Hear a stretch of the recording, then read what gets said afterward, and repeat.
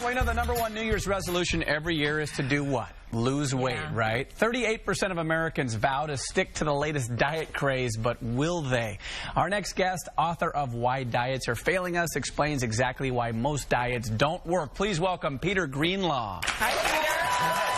Happy New Year. Happy New Year. All right. Okay, so I have been dying to get you in this seat to ask you, why do you think diets don't work?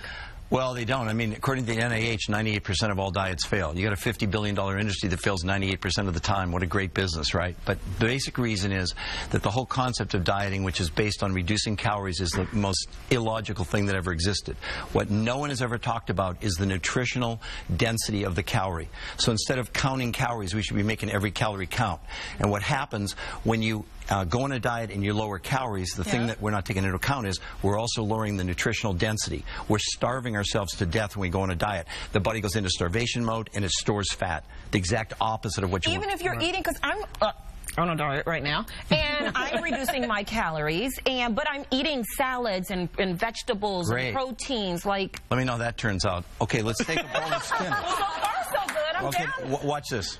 A bowl of spinach, 1952, UCLA did a study that in order to equal the nutrition of one bowl of spinach from 1952, today you've got to eat 42 bowls of spinach. Why?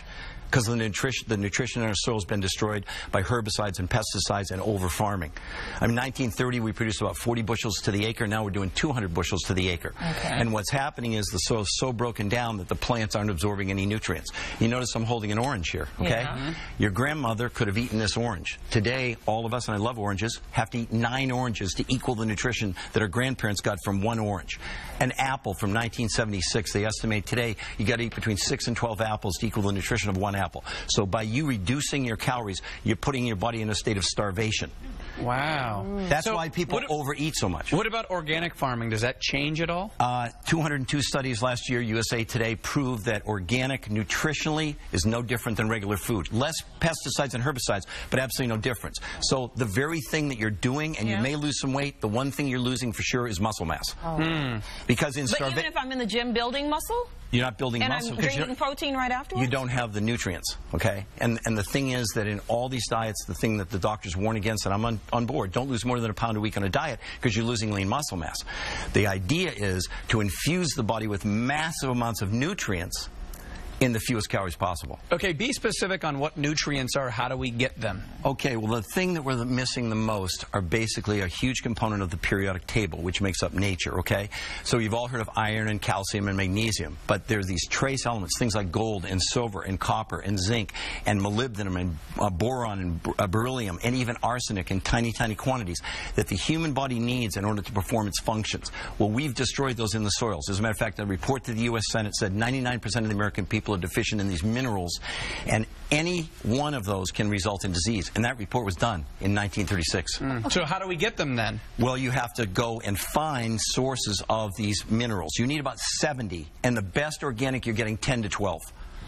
Go ahead. So you're saying that we are counting calories so much that now we're not getting enough nutrients and our body goes into starvation mode. Absolutely. What does starvation mode mean for our bodies? Well, basically it's called ketosis. And in simple layman's terms, what it means is that the body will begin to stop burning fat and store it because we're in starvation. The body's in panic mode, basically. So it doesn't matter how much exercise you do. No. It doesn't matter how well you... No, that can actually make it worse because now you're eating food with no nutrition in it, and what happens is the body gets to a choice point. It only has 3 things it can burn: sugar, muscle, and fat.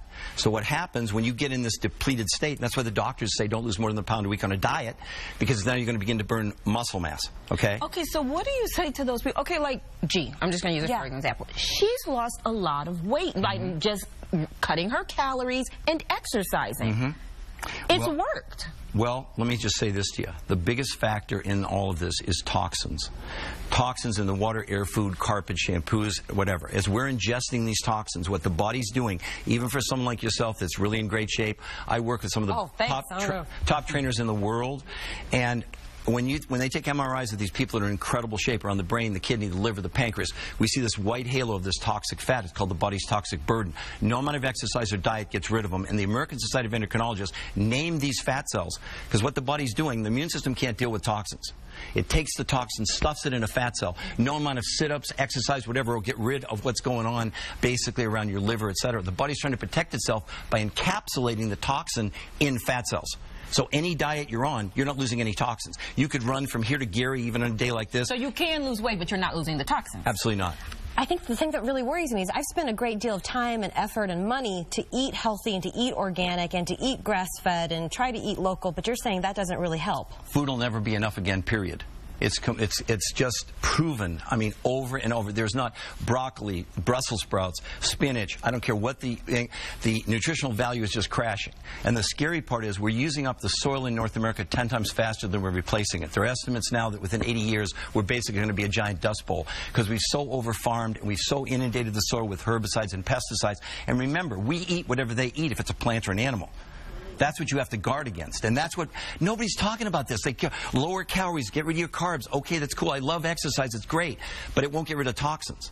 How do we get rid of the toxins? Oh, okay. Well, we're going to talk about that in the next segment. All right, let's do that. That's a good team, because I'm hoping that there's a better ending to this, Peter, right now. This is very dismal. This is frustrating. I'm not happy with what you're saying. Yeah, so I got a whole bunch more to say. That's right. Peter's going to give us some answers after the break. We'll be right back.